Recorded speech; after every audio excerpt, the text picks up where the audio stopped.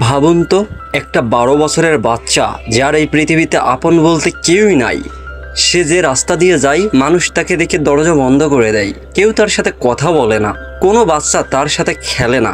কিন্তু কেন? কি অপরাধ ছিল এই নিষ্পাপ শিশুটির? হ্যাঁ বন্ধুরা, আজ আমরা শুরু করতে যাচ্ছি সর্বকালের অন্যতম সেরা অ্যানিমে সিরিজ নারুতো এর প্রথম এপিসোড। এই ভিডিওতে যদি আমি ভালো রেসপন্স পাই তাহলে আমরা নারুতোর দ্বিতীয় এপিসোড নিয়ে ভিডিও বানাবো। তো চলুন শুরু করা যাক। তো গল্পের শুরুতেই আমাদের নিয়ে যাওয়া হয় 12 বছর আগের কোনোহা গ্রামে, যেখানে হঠাৎ আক্রমণ করে এক ভয়ঙ্কর দানব নাইন টেলস ডেমন ফক্স, যার এক একটি লেজের আঘাতে পাহাড় ধসে পড়তো, সমুদ্রে সুনামি আসতো। গ্রামের শিনোবিরা বা নিনজারা নিজেদের জীবন বাজি রেখেও তাকে থামাতে পারছিল না। ঠিক তখন গ্রামের প্রধান অর্থাৎ ফোর্থ হোকাগে নিজের জীবন বিসর্জন দিয়ে